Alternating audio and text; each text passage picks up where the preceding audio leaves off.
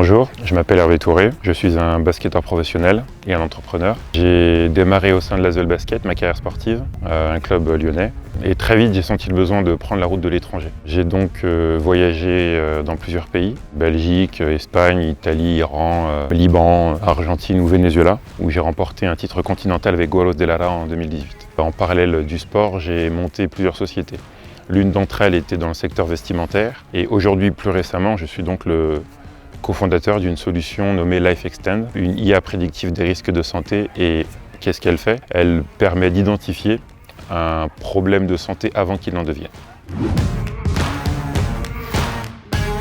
La performance est nécessaire dans le sport et la précision dans la santé. Au travers de ma carrière, j'ai toujours été omnibulé par la réussite et donc être le meilleur sportif possible. Et avant cela, ça passe par avoir des bonnes bases, avoir un corps solide, pouvoir résister aux entraînements, à la pression du stress, à l'échec aussi en cas de défaite. Et tout ceci a besoin d'une précision extrême. J'ai donc souvent travaillé avec des professionnels de santé pour optimiser avec des programmes personnalisés. Et donc finalement, de ces programmes personnalisés où je me suis rendu compte qu'en dehors du sport avait plus d'importance que sur la salle, ça a fait germer l'idée en 2010, en tout cas date de départ du projet, de créer une solution personnalisée pour faire de l'accompagnement personnalisé de la prévention de sa santé. Et c'est pour ça que j'ai créé LifeXtend en 2018, qui est devenue maintenant une application mobile disponible sur les stores Android et Apple.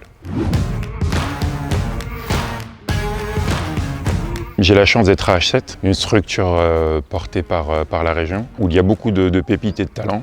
Il y a beaucoup d'entreprises, de start-up et d'entreprises qui m'ont inspiré. Je trouve le travail du Bitransport très intéressant, mais également deux concepts que je trouve assez novateurs. Capsys Robotics, avec leurs bras, ils ont un bras robotisé qui permet de faire de la pression de massage pour soulager les problématiques de dos.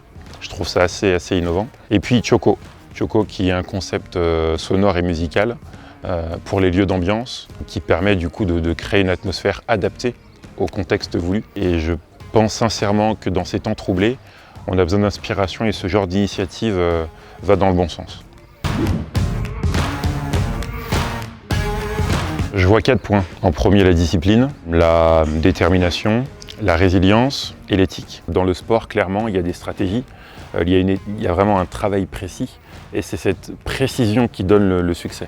Tout comme l'entrepreneur a besoin d'être précis dans son modèle économique, dans les choix qu'il va faire. La détermination, c'est vraiment quelque chose de vital parce que très souvent, on navigue sans voir grand-chose, contre vents et marées. Donc la détermination pour le sportif, c'est plus que vital et dans le monde entrepreneuriat tout autant.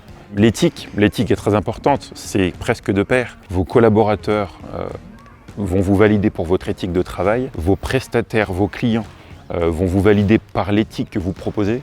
Donc l'éthique suit finalement le sport et l'entrepreneuriat de manière très serrée. Et enfin, je pense que c'est peut-être le plus important, et c'est ce que je me suis dit lorsque j'ai créé la société, c'est la résilience. Aujourd'hui, on vit une situation vraiment inédite, où il faut vraiment se réinventer. Et je fais un parallèle fort avec ma carrière sportive parce que le sportif marche sur un fil, où il est toujours happé par le fil le plus haut quand tout va bien et doit essayer de garder l'équilibre pour ne pas tomber quand ça va pas. Et toute la carrière est ainsi. Et donc, le point qui m'a permis peut-être de passer le plus facilement du sport à l'entrepreneuriat, c'est vraiment la résilience. Être capable de se réinventer dans les moments difficiles, que ce soit sur un modèle économique, que ce soit sur une stratégie, que ce soit une application. C'est vraiment quelque chose d'important et qui m'a permis de créer la solution LifeXtend, que ce soit l'application mobile ou la formation pour les entreprises ou l'outil digitalisé qui permet du coup d'identifier les fragilités.